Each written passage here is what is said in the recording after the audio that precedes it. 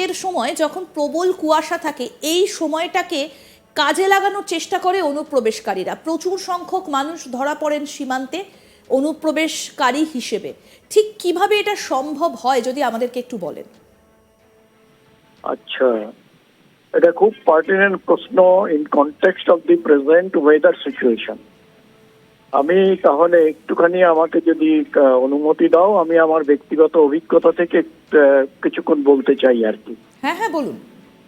আমি যখন পাঞ্জাবে ছিলাম, পাঞ্জাবে প্রচন্ড ফগ হতো এই অক্টোবরের পর থেকে নভেম্বর, ডিসেম্বর, তারপরে করিব মার্চ পর্যন্ত। তো এই পিরিয়ডটায় প্রচন্ড থিক ফগ হতো, যেখানে visibility level use to be particularly in the afternoon by বিকেল আর সন্ধ্যের মাঝামাঝি নট ইভেন 10 তোমার মিটার্স। এত থিক ফগ। অমৃতসরের তো ওখানে ফ্লাইট ক্যান্সেল হয়ে যেত। এখন সেই জায়গাটায় আমাকে বর্ডার ম্যানেজমেন্ট করতে হবে। এটাকে we have to do ensure the proper guarding of the border and also at the same time the welfare of the troops. এবং ওয়েলফেয়ার অফ দ্য ট্রুপস মানে তাদের বছরে একবার করে অ্যানুয়াল লিভ পাঠানো। সেই জায়গাটা তাহলে কি করে করা যায়? এদিকে সরকারের নির্দেশ ছিল যে 20% বেশি একসঙ্গে ছুটি পাঠানো যাবে না কোনো কোম্পানি থেকে কিংবা ব্যাটালিয়ন থেকে, এক্সেপ্টিং ইন এমার্জেন্সি। এখন সেইটা যদি আমি পালন করতে যাই, তাহলে আমি দেখলাম যে ডিউরিং দিস ফগ সিজন আমি কোনোভাবেই ম্যানেজ করতে গেলে আমাকে সরকারের নির্দেশকে কিছুটা আমাকে বেন্ড করতে হবে। তো আমি আমার অফিসারদের সঙ্গে কথা বললাম। আমি বললাম যে এই জিনিসটা তো আমাদের ছুটিও দেখতে হবে, আবার বর্ডার সার্ভিলেন্সও দেখতে হবে। তাই সাজেস্ট করলাম যে দেখো, আমাদের যেটা সামার সিজন, সেই সময়টাই কিন্তু আমাদের ভিজিবিলিটি লেভেলটা অনেক দূর পর্যন্ত। এছাড়াও যেহেতু Punjab border, Rajasthan border is very vulnerable in context of the infiltration and drug trafficking, সেই জন্যে সেই জায়গাটায় আমাদের এই পরিস্থিতির যে ফগ সিজনে আমাদের আরো বেশি এদের সন্নিবিষ্ট করতে হবে, কাছাকাছি থাকার। তো সেই জন্যে আমি ওদের বললাম যে তোমরা আমাদের ছুটির প্ল্যান দাও, ফাইনাল আমি অর্ডার দিয়ে দেবো, যেখানে তোমরা ছুটিটাও পাবে, বর্ডারটাও গার্ড হবে। তখন ওরা বললো ঠিক আছে স্যার, এই পিরিয়ডে আমরা ছুটি যাব। অ্যাকর্ডিংলি ছুটি স্যাংশন হলো। তারপরে বর্ডারে আমি দেখলাম যে অ্যাটলিস্ট আমার যে কোয়ান্টাম অফ ট্রুপসটা আগে ছিল তার থেকে অনেকটা বেড়ে গেল। ছুটিও কাটানো হলো, প্লাস আমার বর্ডার গার্ডিং এর জন্য যে হিউম্যান ট্রেড সোলজারদের দরকার, বর্ডারম্যানদের দরকার, সেটা আমার পূরণ হচ্ছে। কিন্তু যা হয়, আমাদের ওখানে যিনি একজন ছিলেন আমাদের জলন্ধর ফ্রন্টিয়ারে, he was an very senior IPS officer. তো উনি আমার এখানে ভিজিটে এসছেন, সঙ্গে ডিআইজিও ছিলেন, who later on retired as DGP Punjab. তো আমাকে বলছেন যে देव मित्रा, सुनो जे तुमने हमारे हुक्म भी नहीं मान रहे हो। मैं सर कौन सा हुक्म नहीं माना? तुम अपने मर्जी मुताबिक छुट्टी ऊपर नीचे करते हो। मैंने बोला बिल्कुल नहीं सर, छुट्टी ऊपर नीचे नहीं। Then I explained the thing which I narrated to you, and he said, I am so happy that he explained the whole thing. Otherwise the people are telling that he does not bother for anybody, and তো এই হয়েছিল। এখন আমি এখানে নিয়ে আসি, আমাদের ফগটা কিন্তু অতটা ঠিক নয়, যেখানে ভিজিবিলিটিটা মানে একেবারেই রেস্ট্রিক্টেড। তবুও একটা ইয়ে তো থাকেই, ভয় তো থাকেই।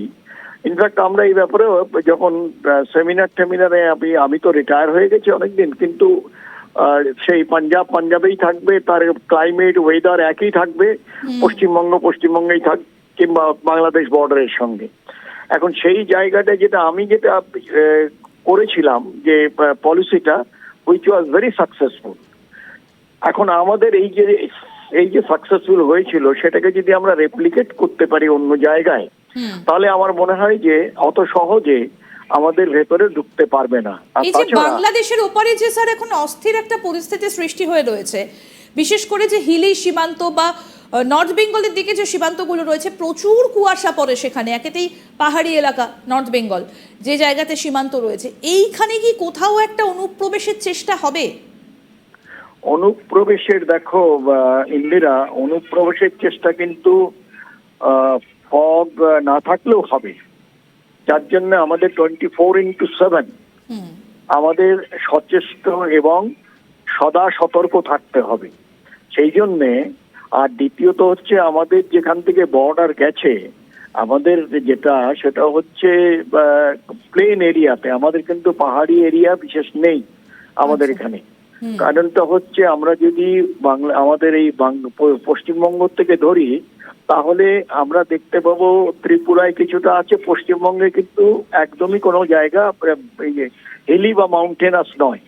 আমরা যদি আরো এগিয়ে যাই তাহলে দেখতে পাবো যে যখন আমরা ত্রিপুরায় যাচ্ছি, ত্রিপুরায় বেশ কিছু জায়গা আছে যেখানে যে হাইওয়েটা শিলচরের দিকে যাচ্ছে আগরতলা থেকে, হুম। তার দুপাশে যে জায়গাগুলো সেখানে আছে, সেখানে ফগও হয় এবং it is very very inhospitable terrain, যেখানে মানে মশার উপদ্রব এবং বৃষ্টি হলে গাড়ি নিয়ে পৌঁছানো যায় না 4x4 লাগালেও।